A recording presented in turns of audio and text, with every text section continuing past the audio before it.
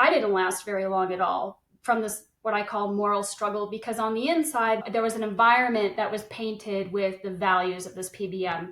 And those values were integrity, compassion, relationship, innovation, and performance. And on the outside, I soon learned that these values didn't really seem to be displaying externally. I was seeing the kind of impact it was having on my pharmacist colleagues, the kind of impact on patients not being able to afford their meds, being turned away at the pharmacy because their drug wasn't covered, or because maybe it was covered, but it was still a lot more costly than they were expecting. For whatever reason, things just weren't working. And I really couldn't sit there and continue to work inside an environment that was significantly impacting in a negative way caregivers, pharmacists, and patients. Welcome to Healthcare Liberty Labs with Tiffany Ryder, where we teach you what they don't want you to know about healthcare. The goal is to capture a lot of different perspectives and characters and stories. And then, editing is where the documentary is made. So interesting. And from where I sit, right, I hear you say that. And I understand that if I were in your shoes, the idea of not being able to guide the story, like where it needs to go and make sort of everything fit together feels a little stressful. But as a future viewer of this film, it's actually really the coolest aspect of it, that you're not dictating the stories. The stories are telling themselves, and it's sort of just your job to put things together to where they make sense to us, but not to dictate the message necessarily. That's exactly right. And that's the goal of this film. So I guess, with that, we can probably dive into a little bit about my background and why I jumped onto what we call Harmacy documentary. Where do I start? So without boring everybody to death. My background, I've been a practicing pharmacist, licensed in Colorado, residency trained, board certified, all this stuff that I don't feel like I really utilize at this time, with some caveats there. But I practiced for well over a decade, and my background has been in hospice and palliative care, end of life. And so I dosed and made recommendations for dosing on opioids and all kinds of medications to manage symptoms at end of life for people who were very complex, medically complex, couldn't swallow, couldn't go into, they didn't want to die in a hospital setting, or, most people want to pass at home. So we had to make people comfortable within these constraints. It was so rewarding. I loved my job. I loved what I did. But what's really unique about this work is it was all under a pharmacy benefits manager. And my work there, it was a hospice PBM. My work there was very rewarding, very clinically based, focused on managing patients, working at the top of my license, really.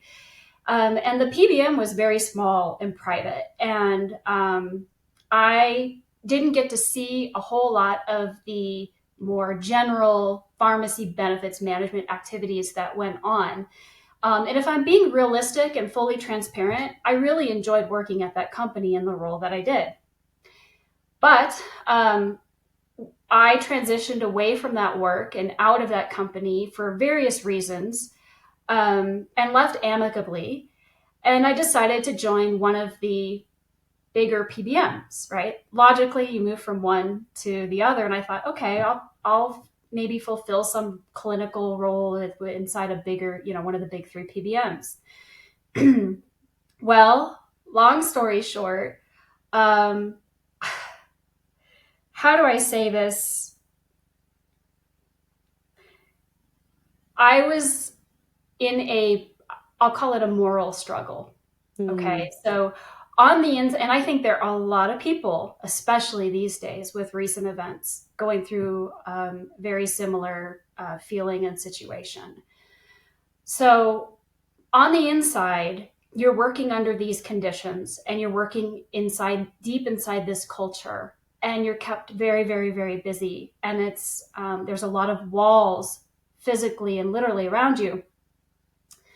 So I hate to interrupt, but are you, when you took this job at this other sort of third party pharmacy middleman company, are you also working clinically at this new No, position?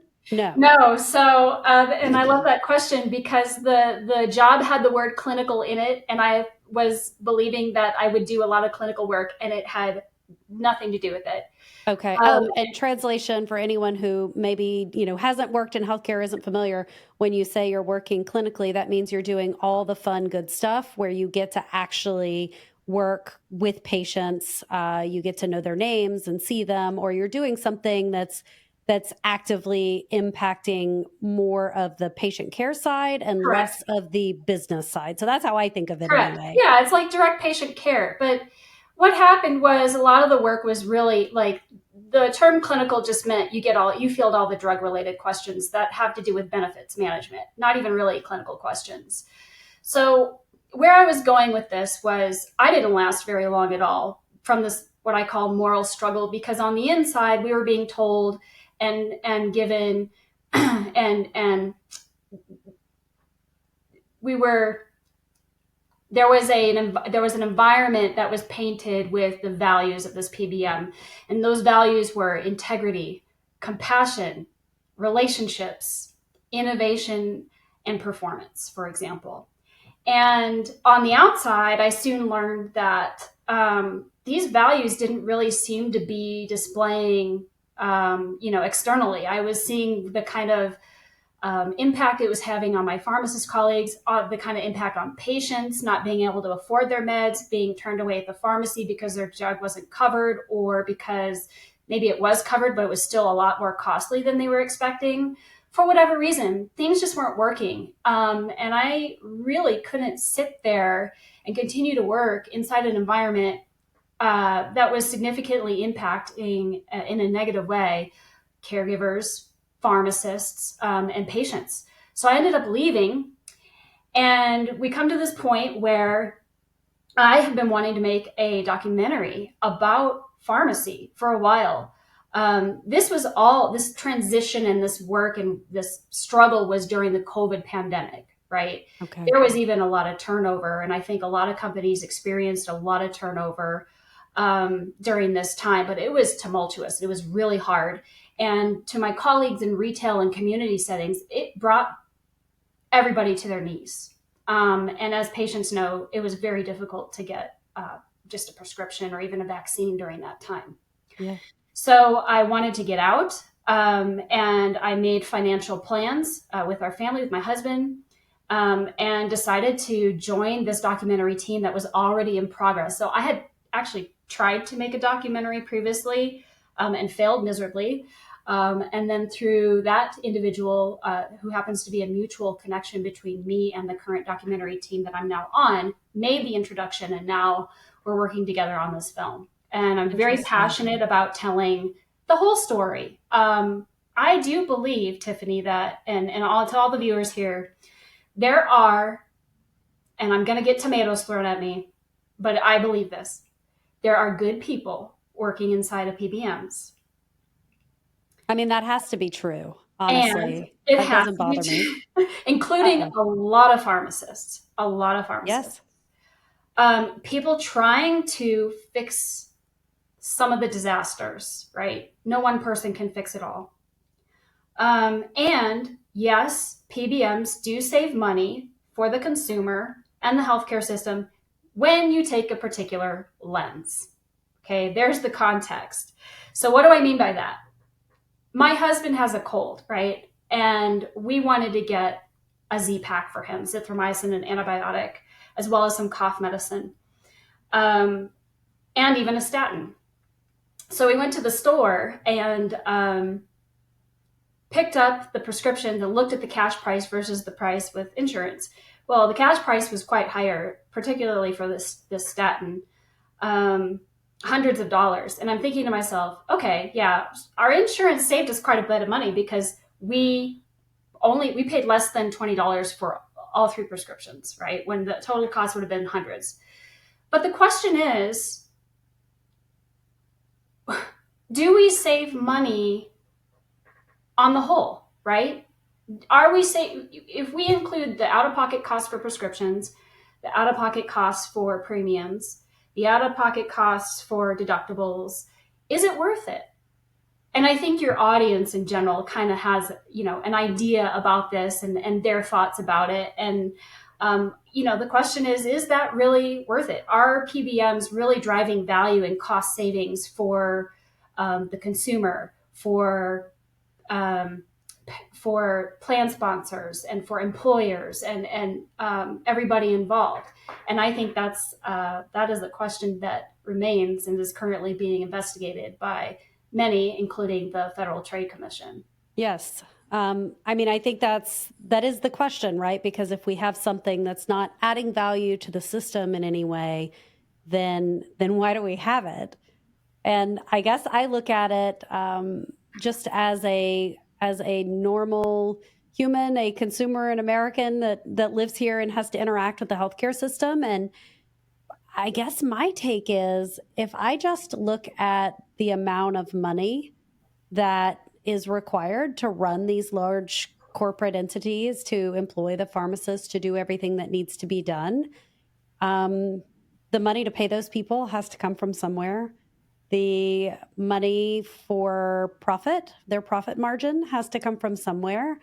And so just, with a very, very wide lens, if the PBM industry is billions of dollars, I don't actually have the number of what it is, right? But if it's a money-making machine, then by definition, it almost can't be providing that much value, right? There has to be some other way to go about negotiating with the manufacturers or, whatever it is. But I think just at a high level, that's true. And then, obviously, once you start digging into the weeds, it becomes obvious how things could be manipulated and perhaps are.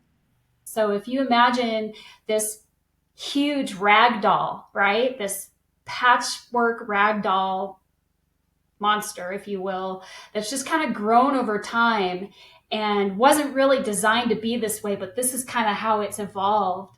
That's really what it seems like to me, what it feels like to me, and what it was like working inside a PBM where, things are just kind of barely hanging on at the seams. There's a lot of gaps and where people fall through the cracks, and the head always seems to be a bit detached from the rest of the body and the boots on the ground. And I think that's something that a lot of people can resonate with. Yes. Because it seems like that's always a problem, right?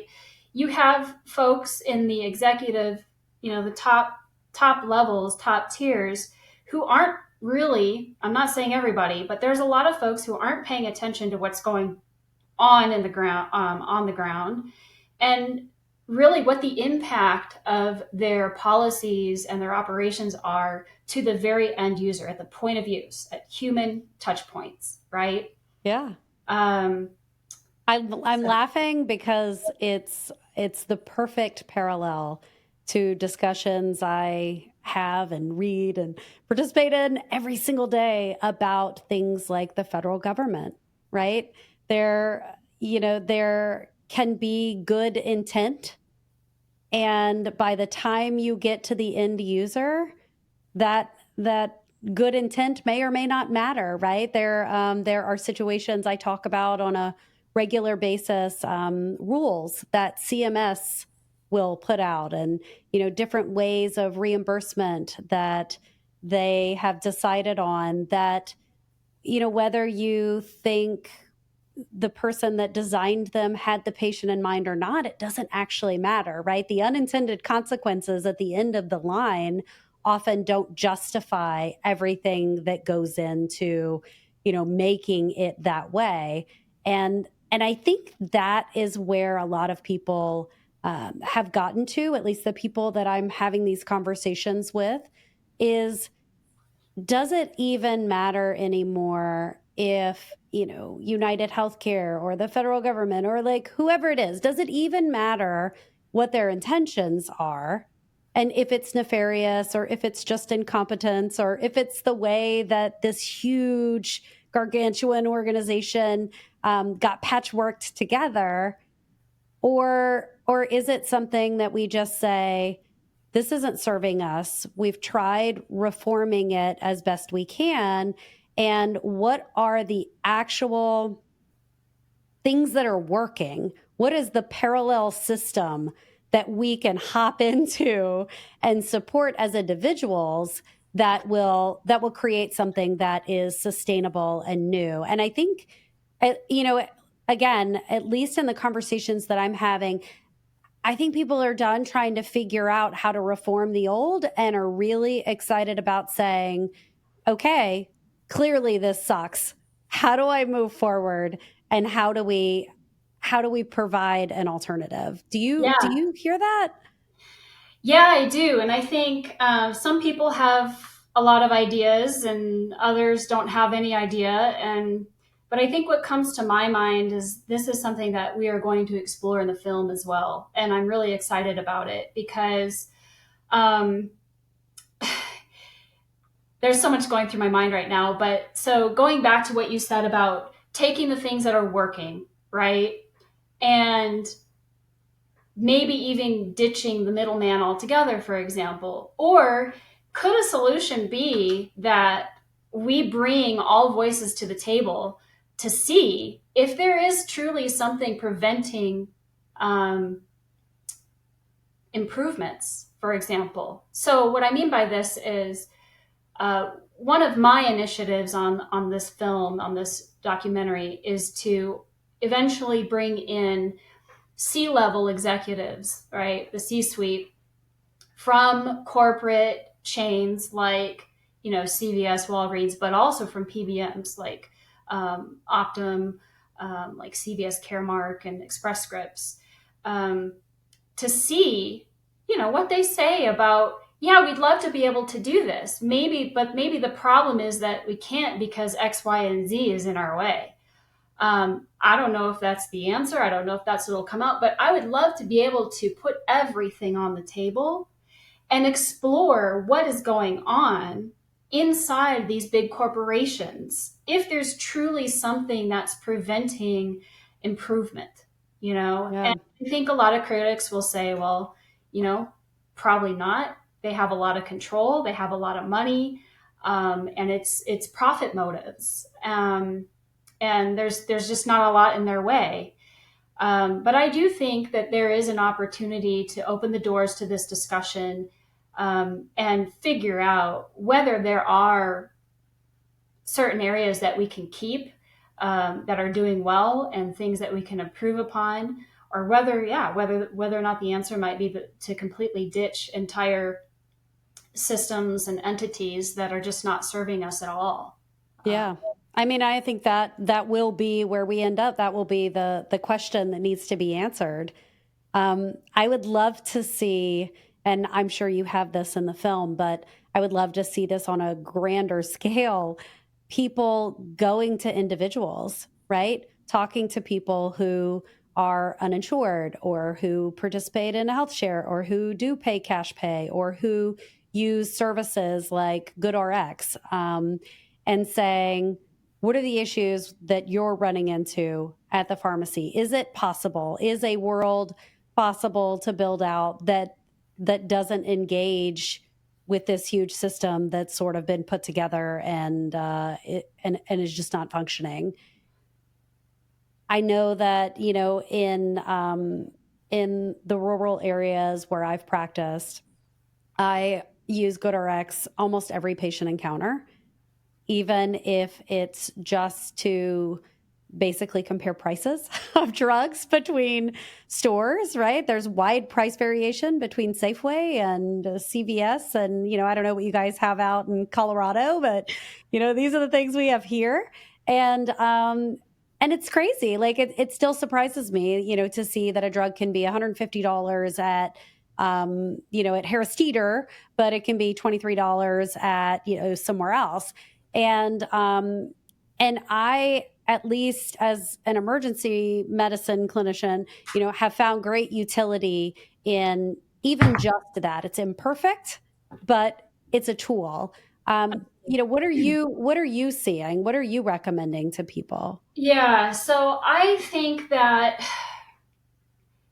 it is completely fair to give the end user and people the tools they need to be able to afford life-saving medications. So if that is a good RX coupon, for example, if that is a like a manufacturer savings card, for example, whatever ways that we have and the tools that we have available for the end user, I think we can't say don't use those. They are tools to save people money. And really, they're using a system, a mechanism, a tool that is available to them. The problem is, for example, and this was the case when researching several years ago. I don't know if it's the case today, so I'll make that caveat right now. But the way GoodRx worked in the past and may still work currently is that it's essentially using the information or claims or benefits information, claims information from multiple PBMs at one time and contracting with them, and whoever has the lowest price available on a certain drug in a certain area at a certain pharmacy is, of course, they're going to display that information, and you're going to have people take that coupon and walk into that pharmacy and get that price, right, for that medication, for example. So that's good for the consumer. And I don't think we can blame people for using something that's available to them to help them save money. The problem is, though, we need to figure out a way for folks to get the same benefit, the same cost savings. Because what this has done is you're picking the deal, the lowest cost available at a pharmacy that's contracted with PBM, and it's under reimbursing more than likely that pharmacy for that drug. So the pharmacy loses money. Interesting. The pharmacy is losing money with GoodRx, at least back when I last looked at this and how things worked then. Okay.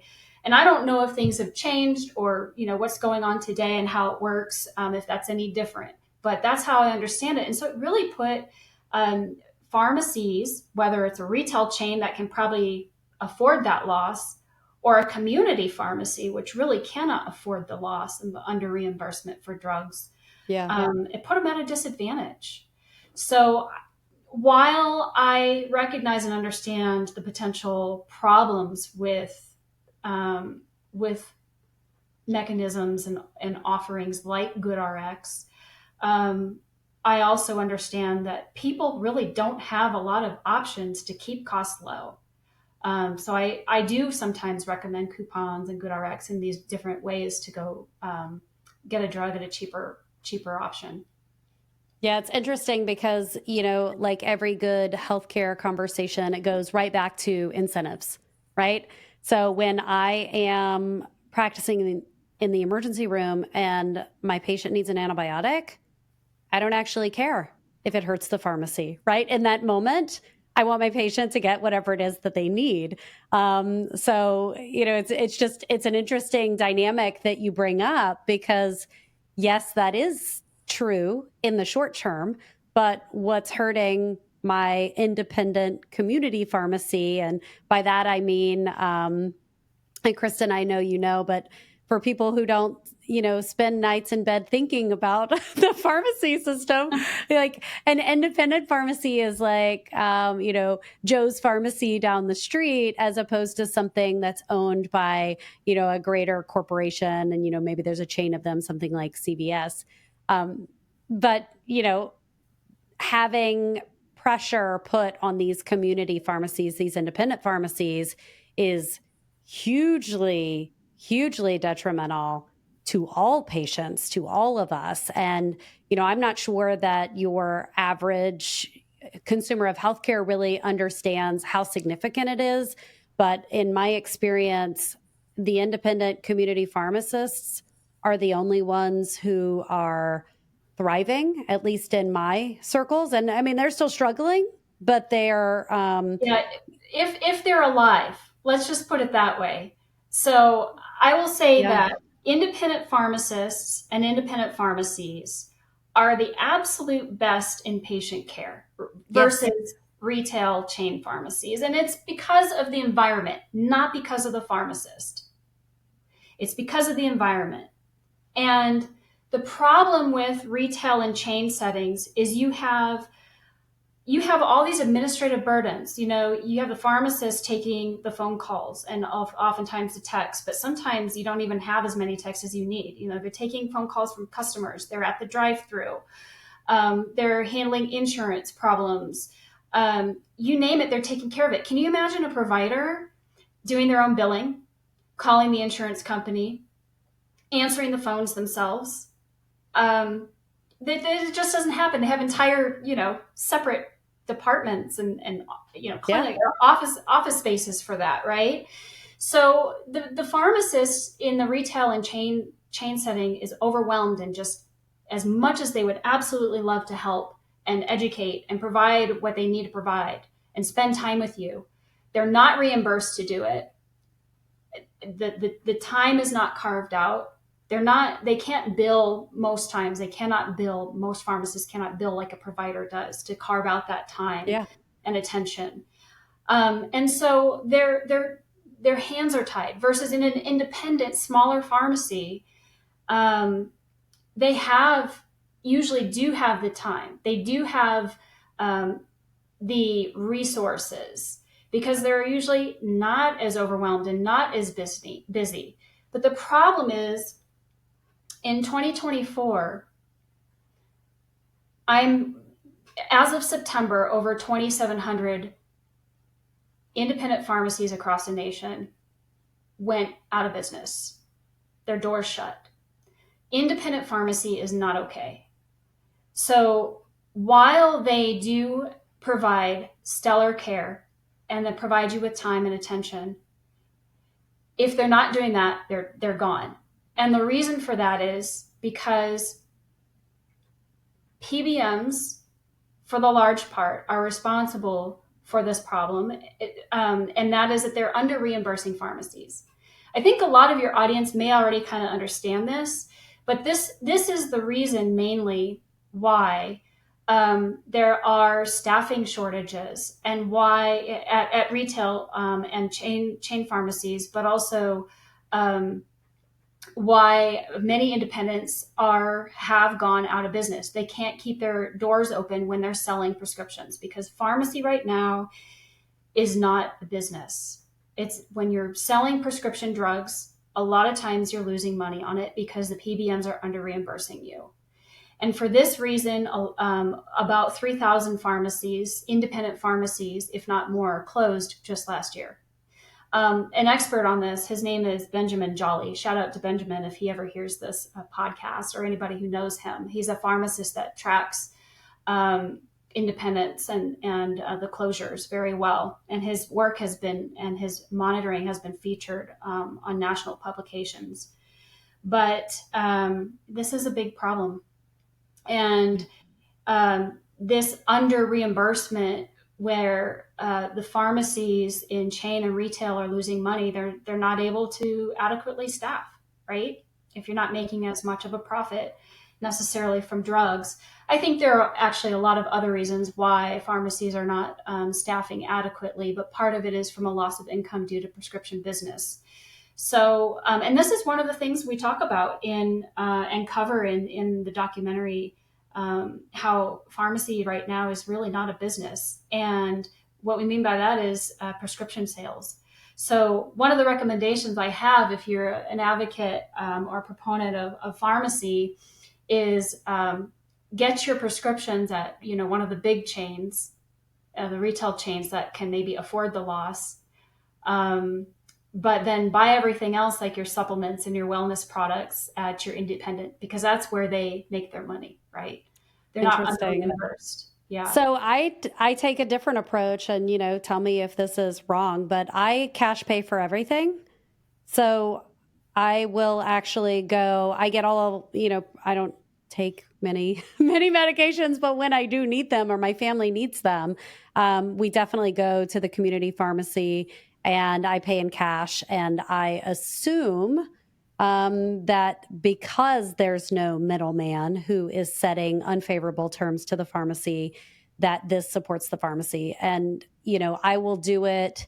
I will pay twice as much for a drug at the independent pharmacy before I will walk into any of the other retail chains. I've got all of them. I've got Walgreens, I've got CVS, I've got all these things. I'm also not taking $10,000 a month drugs, right? I understand this.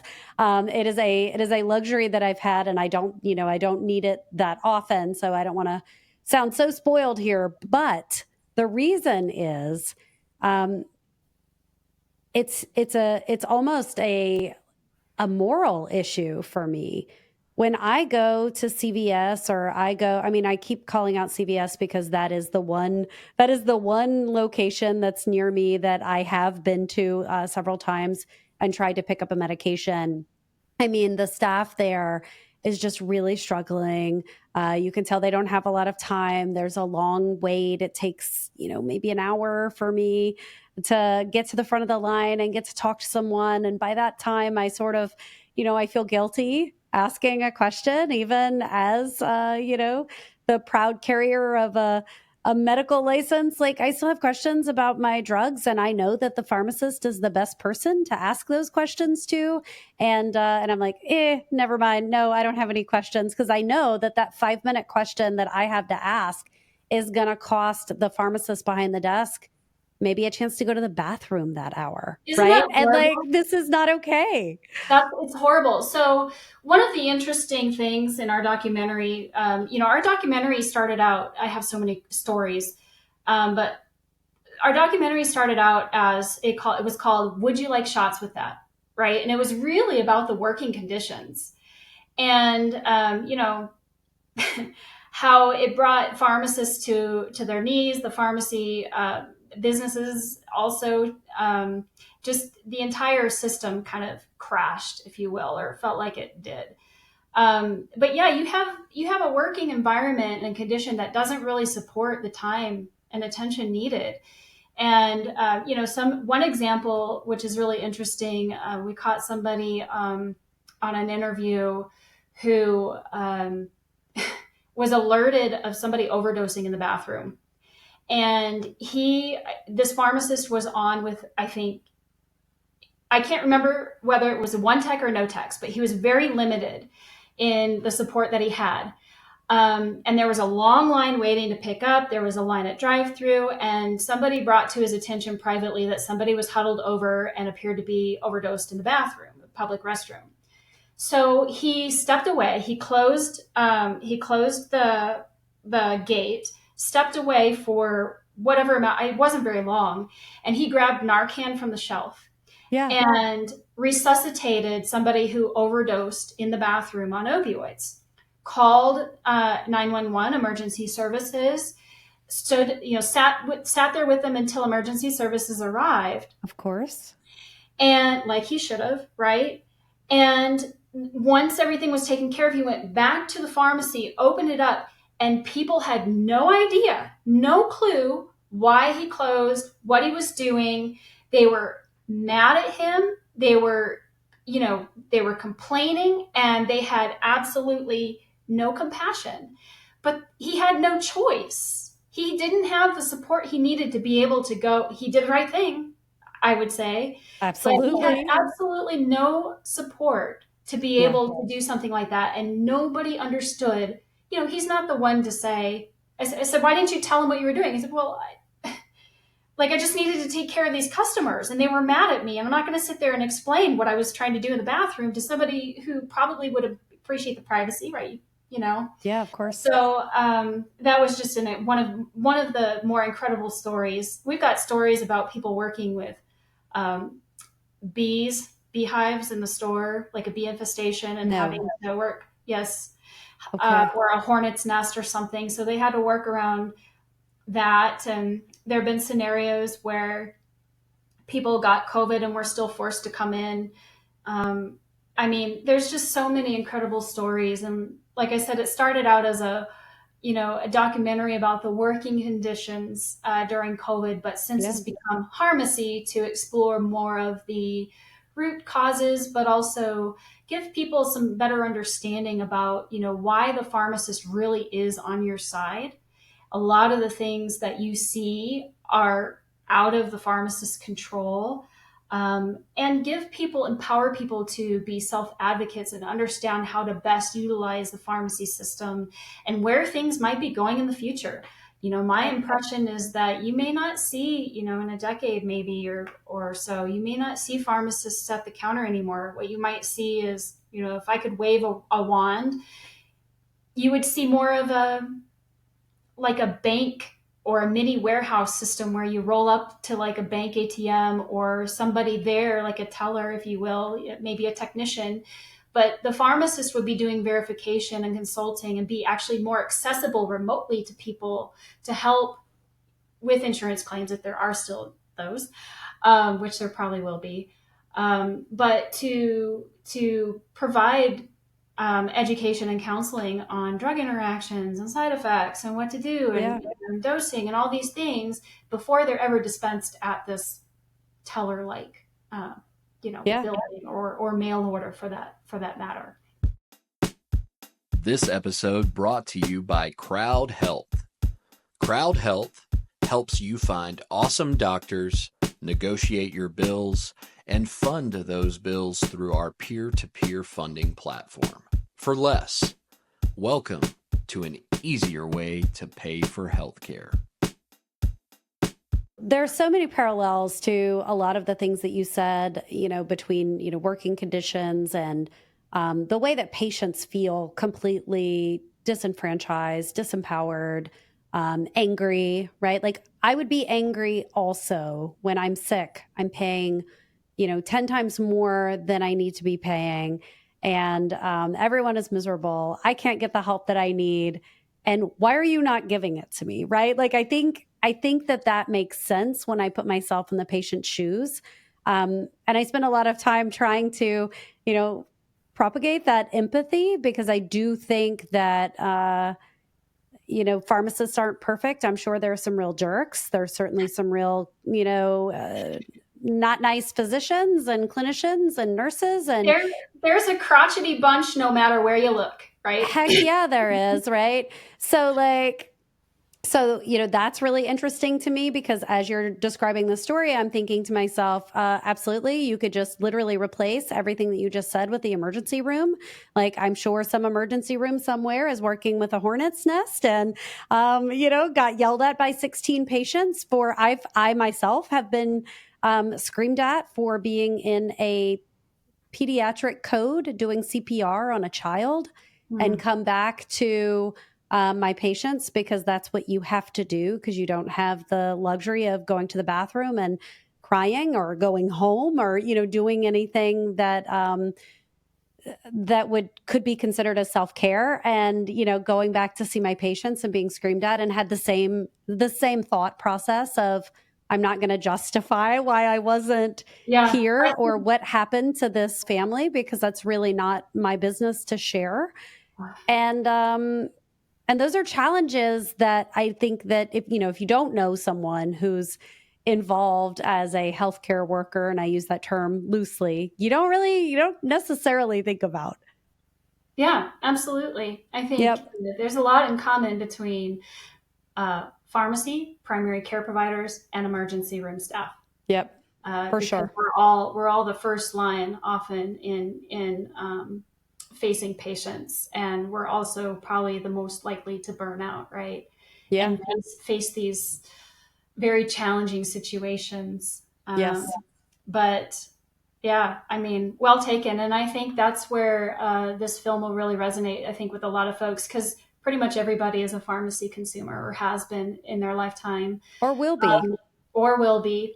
And I think that's the biggest concern that I have, right? When I'm in this conversation, I'm like, well, okay, we can talk about sort of how things are and, what's happening. But, you're describing these horrible things, and I, as a selfish human, like all of us, right? You think about the thing that most worries you or troubles you, and I think about, you can look at this really two ways, but the value that I get from pharmacy, right? Like I think about when I'm sitting in the emergency room, and this happens two ways to me. It happens when I go to put in a medication that I need to prescribe to this patient who's on 30 different drugs. And Epic is yelling at me and is saying that, like, I can't prescribe this medication, but also I know I can't prescribe the other 5 alternatives because those adverse reactions are, deadly, potentially. And this one is just moderate. And maybe it's a drug that I've a drug combination I've never really seen before.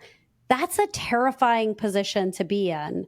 And the first thing I do when that happens is I reach down in my scrub pocket, I dial the clinical pharmacist, and I say, okay, level with me. Here's what I have. What's clinically relevant, right? Yes. Versus, like, tell me what risk I'm actually taking. And you were describing this system of the future and, a guess of what it could look like. And if I'm honest, and this might sound aggressive, but I don't want any pharmacist anywhere dealing with health insurance claims. I don't care.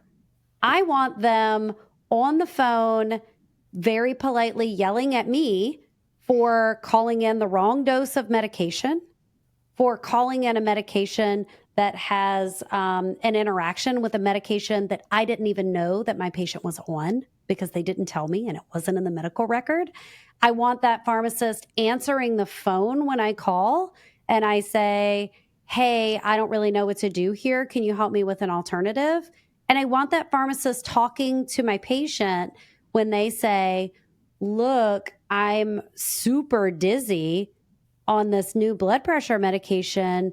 Is this like possible that it's related somehow? Should I go back to this doctor? Like, yes, that's what I think pharmacists should be doing. And everything else is noise. Yeah, I 100, and I think most pharmacists would agree with you. And a lot of pharmacists are moving in this direction, right? Medication therapy management, chronic disease management, remote patient monitoring, and consulting, even many consulting for cash right now, because most of us cannot still bill for our knowledge, our expertise, and our time. In some scenarios we can. It depends on local regulation and context. But yeah, I'm right with you, sister. We don't need administrative burden. We need other folks who will specialize in that so that we can practice at the top of our licenses, our training, our knowledge, our doctorate degrees, our residencies, if we have them, board certifications, if we have them. We are smart we as in pharmacists. And I think this is the case for probably other professions too. But I make the analogy that we are smartphones in a world that uses flip phones right now, or in a world that treats pharmacists like flip phones. Right? I think that's accurate. I mean, you look at, the messaging around pharmacy sometimes, and I think you guys don't even, have you met a pharmacist? Do you know, do you know anything about, what they're capable of? Because I think that, in general, I'm a little bit of a, I don't know. I don't want to use the word conspiracy theorist, but I can't find another one at the moment. But I almost wonder, who does it benefit for the general public to think that a pharmacist's job is just to take pills from one bottle and put them into another bottle? Because whoever that benefits, I believe, has crafted this narrative that this is what our pharmacists are supposed to be doing. Yeah. And that's fine. If that's what a pharmacist does, cool. Then why do they need to go to school and get a doctorate degree? Why is this the system? So it's all sort of confusing to me. Yeah, and I could go on and on that too, but I want to respect the time. But I mean, you're singing to the choir. I don't know. Preaching to the choir. I think it's preaching to the choir. Okay. So, all right. So I'm going to tell you a quick story. And then I want to get back into this conversation about paying cash and this consultant sort of, you pay the pharmacist to help you manage your drugs conversation. Okay. So my mom was on a medication. I have never practiced in primary care. The medications that you prescribe as a primary care specialist are going to be different a lot of times than the ones that we would typically use in the emergency room. So she comes for a visit and she's taking this medication that I'm just like, I don't know. I know the class of medication. I know some general things about it, but I'm not really familiar with what you should expect. And simultaneously, she's telling me about this new medicine she's taking. And she's also telling me that she has been vomiting multiple times a day for months. This is my mother. And I am, I'm trying to hold my face, right? Got my clinician face on, like where I'm not just freaking out, but I'm thinking to myself, this is not normal. Is this a cancerous process? Is this like, what the heck is happening? I'm very, worked up, and I look at her, I compose myself, and I say, interesting. How long have you been taking this medication? Right. And so anyway, we go down the rabbit hole. She's like, no, it can't be the medicine. It's, I've been on it and it's working really well for me. The doctor didn't say anything about this side effect, blah, blah, blah. We go through the whole thing. I'm sneaking away to my bedroom so I can like look at my drug manual and see what's going on. Sure enough, like this is a potential side effect. So, but she won't have any of it. So I said, look, we need to find a pharmacist. Like this is who we need to discuss this. And she looks at me. She's a lifelong nurse. She was a nurse for 40 years. She looks at me and she says, where are you going to find a pharmacist that you can like talk to? And I was like, wow, like gut punch. And I said, well, Well said. I have an independent pharmacy in my town, and we will go there. We're on a first name basis, and we will just have this conversation. And, and we had the conversation, and not to brag, but I was right? Like this was what was happening. But more importantly than me being right was it was something that we were able to modify and, get her symptoms under control. But I thought, as I was going through that process, it could have been that medication. It could have been an interaction between that medication and something else. She's on, she was on like a small list of medications. And I said, well, why are we on this? Like, do you have to be on that? Is this something that could be interacting with this other medication? There were tons of things. And I thought to myself, being a good healthcare provider, I think there are consultant pharmacists. I think that's the term I could Google. And so anyway, I end up messaging a colleague of mine and I said, hey, is this something that you do? And it was something that she did. And she said, yeah, I'd be happy to do that. And the number that she gave me, the dollar value that she gave me, that she was going to charge me to basically look over my mom's medications and do some deep prescribing, meaning, look at the meds, ask questions about what symptoms that's supposed to be treating, how long have you been on that, and, is that still necessary? And when it's not, you take that off the med list. But to sort of go through that process to make recommendations that she could share with her doctor and act on was an enormous figure. And I thought about it, right? It wasn't an unfair cost. When I thought about, this colleague's level of education, when I thought about the time that it would take to dig into that, when I thought about the expertise that is required in order to do a good job at this life-saving, life-threatening, interaction, the number she was charging was fair. But I thought, who can afford this? It's still expensive. It's still expensive. And so I guess, my question is, what are you seeing on the consultant pharmacy side how can we, independent of the insurance culture, how can we use, free enterprise to make that a number that the pharmacist can live on and build a business and serve patients and fulfill their desire to help humanity, and also be able to serve people like my mom who are retired and on social security and in this different place in life. Yeah, that's a great question. And I don't know if I have the perfect answer for that, but Sure. one thing that comes to mind is providers who see the value of the pharmacist, the ROI, which is demonstrated by evidence, by multiple studies, partnering with pharmacists, bringing them on, maybe not as full-time staff, but maybe on a contracted retainer, or where pharmacists might be acting more as a fractional type. The benefit for Mm. the pharmacist might be that you could contract or be on retainer with multiple clinics, right, or multiple primary That care, makes sense. whatever you want to do. So you might be available to all of them, and they all pay you what's affordable to them separately. So you're kind of like a fractional pharmacist, if you will. I might have to start that hashtag.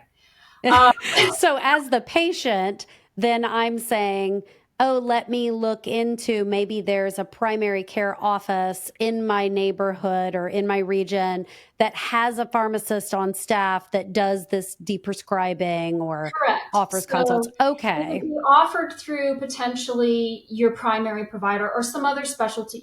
Usually specialty clinics, though, they're pretty good about knowing their drugs really well and providing all the necessary education. But I still think there's room for pharmacists. Yeah. And On a specialty clinic, pretty, you mean something like we only see cardiology patients or we only yeah, or see. rheumatology or Yes, neurology or something like that, right? I sure. still think there's room because room meaning the cost savings on avoided hospitalizations, on avoided ER visits, on avoided side effects, and just Yes. costs on the healthcare system are going to um, out. The savings there are going to outweigh what you're paying for. A Yes. pharmacist to review things, I but mean, and I have to interject right there and say, just to go back to this story with my mom, we didn't have it all settled by the time she went home. She went home, she had several days that she had difficulty eating, and I sent her to the emergency room. And I only send people to the emergency room, at least people that I know in my family. I will only go to the emergency room if I think I actually might die.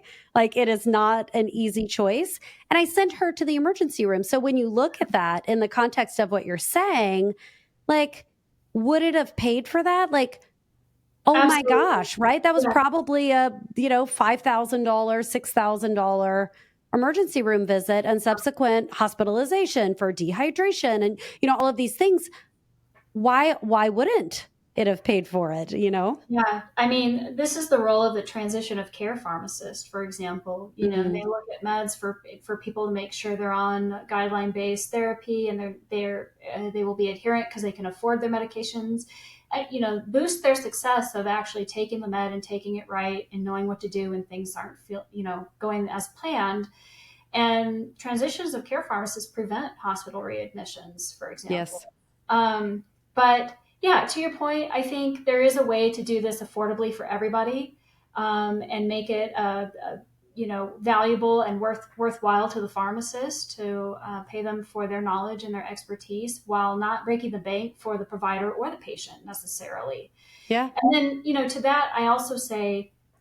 Um, there might be an opportunity. Maybe you don't need a full med review. You don't need an in-depth review of things, but you just have a simple question and you just want to talk to a pharmacist, right? And Hmm. maybe the folks at your store just down the road they're not answering the phone. They seem really busy, so you feel bad, or whatever. I have done this in the past, and I wouldn't recommend doing it all the time. But if you're looking for a simple drug information question or clinical question, I would say look up a phone number of an independent pharmacy anywhere in the country. Yeah. Because as we talked about earlier, independent pharmacists tend to have a bit more time. If their doors are still standing, right? Um, but they usually answer the phones, and they have a little bit better working environment, and they're ready to serve you. So if you call, some random independent pharmacist out in, I don't know, Ohio or Colorado, for example, Hmm. and you live in a different state, and it's a simple drug information question, see if I bet you they'd be willing to answer your question if you had, something that, a question that they can answer. They may not be able to answer things about your benefits, for example, because that might depend Of on a lot of course. Sure. things. But I've done that before. I had a question about compounding. I'm not a compounding pharmacist. And I had a very specific, unique question. And so I called a compounding pharmacy, I forget in what state, and they were happy to answer my question. And I think a lot of pharmacists would be. I don't think we need to take advantage of that. But I do think if you're in a bind, you're in a pinch, and you need some help, that's probably one option to do, Yeah. because pharmacists are an incredible source of knowledge, and um, I hate to see them dying off like they are. I hope we can save independent pharmacists, Yes. and pharmacy businesses, but they're an excellent resource, and you don't have to necessarily just call the one that's down the street from you. Yeah. I think that's a really great tip. And I totally agree. I've never asked a pharmacist a question. I mean, I would go in to pick up, medication for a family member or something. And while I'm at my independent pharmacy, picking up this medicine, I would say, "Oh, yeah, I have a question for the pharmacist." And I'd be like, "Hey, I saw this patient last night, and like they were a 36-year-old female, and here's what was going on." And they are more than happy to spend the 5 minutes with me and just have the discussion. Um, I and think anyway, it's wonderful. I think for Um, some pharmacists, it's like brain candy because they're tired of doing the administrative yes, work, and they really just want to talk about pharmacology. Like, oh, yes, let me tell you, let me see if I can help you, because this is what I was yes. trained to do, That's right? exactly what I was going to say, right? Like these pharmacists, like you don't go to school. And I mean, if you've never looked at some of the things that the pharmacists have to study, like you can't really get it. I don't really get it. But I can say that anybody who's just passively interested in pharmacology, like the study of, chemistry and the way it interacts in the body, if you're not super interested, you're not going to pharmacy school. Like it's hardcore.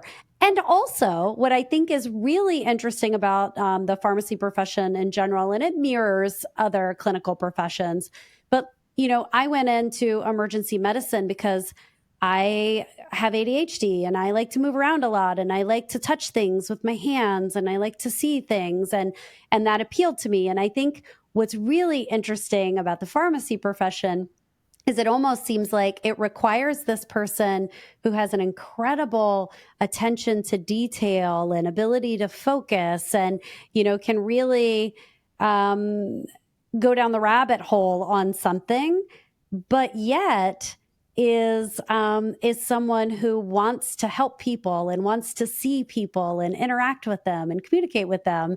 And I think that those people are rare in my mind, at least. This like I'm an introvert and I want to like stay over here and be very, very focused, but also I'm an extrovert and I love people. I don't know. I think it's a neat combination. And I think that even if you are calling that independent pharmacist who may own the pharmacy and is getting zero financial benefit from your phone call, if that human is able to do the thing that they went to school for many, many years to do, and you are simply appreciative and grateful and helped, I mean, you may be literally their favorite customer of the day, right? Like just by providing them that Yeah, opportunity. So, and I gotta say, at pharmacists who are giving free advice, they love you, and you gotta love them back.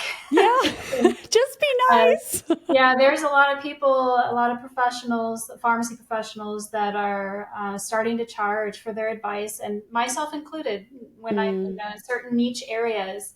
But yeah, pharmacists really are not the enemy. They're in an environment that makes a lot of time makes it look like they are, but they really want to help. They want to provide knowledge. It's what they went to school for. And so when they're able to provide you some insight and some life-saving tips, despite maybe their business going out and down, I mean, that's really a genuine interest in patient care. And so I would implore people to treat your pharmacists well, no matter the location. But yeah, if they're spending some time with you, they absolutely want to. They adore patients, and we got to do our best to try to adore them back. Yep, absolutely. One thing I can't let you go before, well, I have two questions actually that I can't let you go before I ask. The first is, I already spilled the beans. Is that a thing? Is that a thing? Like where you tell the thing that you should have kept secret? Anyway, I already talked about how I go and I say, look, I just want to pay cash for these drugs.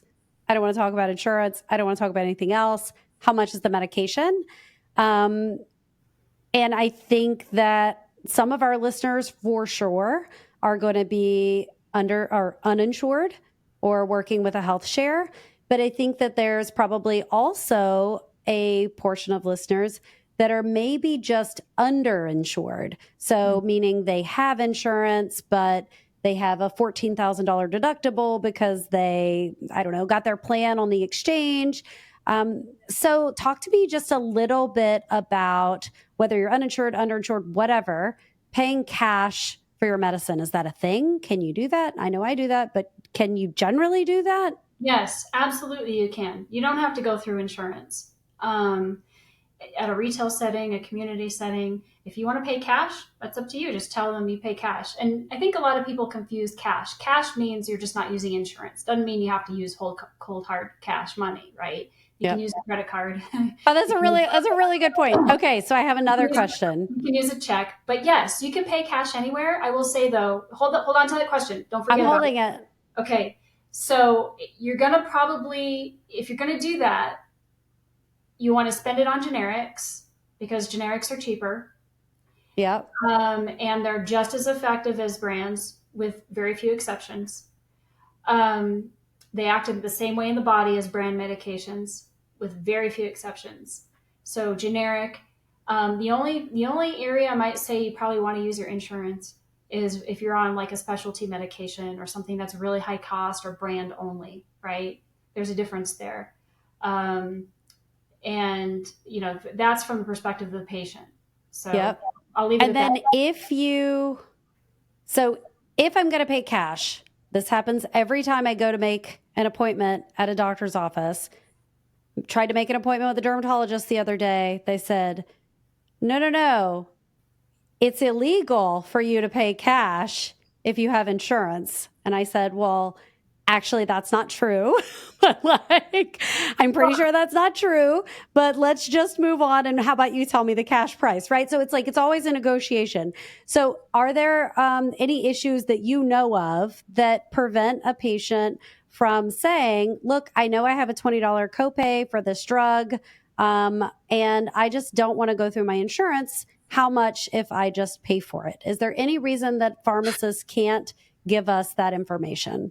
Well, okay, so there is a difference between you as a customer or patient saying, I want to pay cash and not use my insurance, which you should be allowed to do. And I would love to be educated if anybody knows for sure otherwise. Me also. But I'm pretty sure that's totally that's up to you. And if you want to pay cash, you should be able to pay cash. But there is a difference between that and what used to be where the pharmacist, was bound by contract with PBMs to not be able to educate or inform a patient when a lower cash price was available, lower than their copay. I don't believe that pharmacists are hushed, are gagged anymore. I'm not following I don't know if it's completely lifted, if it's a federal or if it's state mandated, but I do know that at least in the past, and may still be the case in certain states today, that pharmacists were prevented from being able to volunteer the information to patients that the cash price, the non-insurance price, was lower than the copay. Mm-hmm. And now I believe in most states that is lifted. So pharmacists should be able to inform you if the non-insurance rate is lower than the copay. Thank you so much. I'm very curious to see the film once it's finished, once it's edited. Harmacy. I know you guys have a website. What is the address? Yeah, harmacyfilm.com.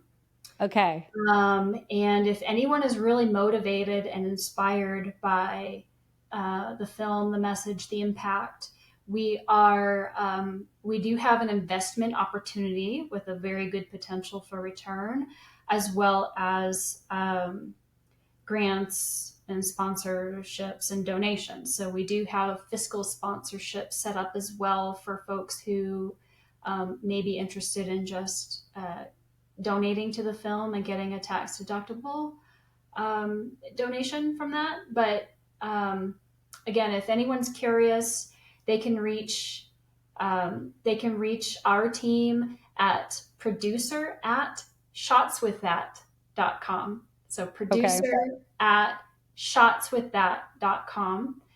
And yeah, we'd be happy to talk more about the film, and yeah, appreciate the support either way. Awesome. Well, I will put all of that in our show notes, and I appreciate you coming on, Kristin. Thank you, Tiffany. Thanks It's been so a pleasure. much. It's been great. Thank you. This has been the Healthcare Liberty Lab. Thank you to our listeners and our sponsor, Crowd Health, for making this possible. Be sure to subscribe wherever you listen to your podcast, be it Substack, YouTube, Spotify, Apple, or somewhere else. We're glad to have you with us on this mission to rethink healthcare together.